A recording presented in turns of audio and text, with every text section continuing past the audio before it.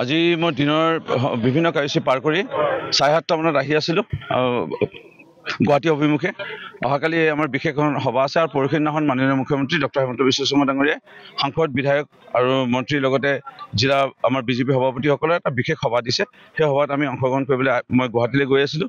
হঠাৎ এই কুৰাবাৰী নামৰ যি জেগা যি বছাবাৰী চাহ বাগানৰ এইখিনিতে এজন সফল ডেকা যুৱক বাঁহতে দেখিছোঁ ইটা চপাৰ এটা লৈ আছে। মোৰ সপোনতো ভবা নাই যে ইটা চপাৰটো আমালৈ বুলি লক্ষ্য লৈ পেলাব বুলি। ওচৰ পোৱাৰ লগে লগে একদম ড্ৰাইভিং ছিটৰ পিনে মই ড্ৰাইভিং কৰি আছিলোঁ, মোৰ পিনে পেলাইছিল আৰু গোটেই গ্লাছ ভাঙি পৰিছে, চলাব পৰা অৱস্থা এতিয়া নাই।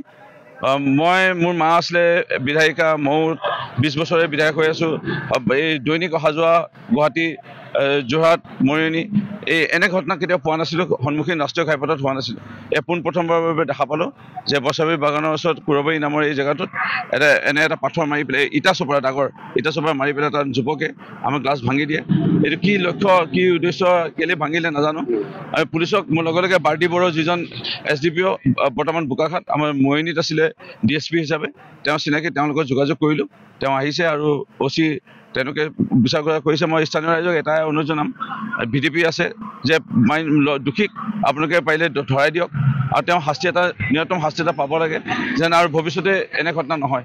আজি মই আঘাত বুলি নহয়, গ্লাছ চুলি বা চকুৰ অকণমান ক'ৰবাত সোমাইছে আৰু মোৰ শাহুমা অকণমান হাত কাটিছে আৰু মোৰ খোলালীজনী এটা মাইনা আছে, সেই মাইনা সকলো অকণমান তেওঁলোকে গ্লাছ অকণমান লাগিছে, বেলেগ একো হোৱা নাই। কিন্তু এনে ঘটনা নহওক সেইটোৱে বিচাৰোঁ। আৰু যি হৈছে কোনোবা যদি নতুন ড্ৰাইভিং কৰা মানুহ হোৱাহেঁতেন, মানে কণ্ট্ৰল হেৰাই দিয়াহেঁতেন, সন্মুখৰ পৰা অহা গাড়ীত যদি মাৰি দিয়াহেঁতেন, ইটো গাড়ী মানুহ মৰে, এইটো গাড়ী মানুহ মৰে। নাজানো এইটো, কিন্তু এনেকুৱা ঘটনা হোৱা নাছিল। কিন্তু ইটা চপাৰ যেনে যুৱকজনে লৈ পেলাই মাৰিছে, একদম পোনাই মৰাৰ নিচিনা হৈছে। মানে ড্ৰাইভিং ছিটৰ পিনে পোনাই মাৰি পেলাই একদম সম্পূৰ্ণ গ্লাছ বিধ্বস্ত কৰি পেলাই। এতিয়া গাড়ীখন চলাব পৰা অৱস্থাত নাই। গাড়ী তাৰপিছত তেওঁ মানে মোৰ জোঁৱাই হয়, তেখেতে চলাই আহি আছে, হঠাতে মানে এনেকুৱা এটা শব্দ হ'ল, আমি মানে কি মাৰিছে আমি ধৰিব পৰা নাছিলোঁ।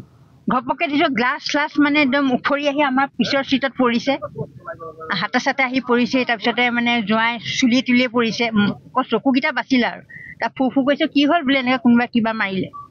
তেতিয়া মানে মোৰ এই সৰু ছোৱালীজনীয়ে দেখিছে কোনোবা এটাই মানে কিবা পাথৰ নে কিবা এটা লৈ ডাইৰেক্ট মাৰিছে, কিন্তু আমি ধৰিব নোৱাৰিলোঁ। বহুত ভয় খালোঁ আমি।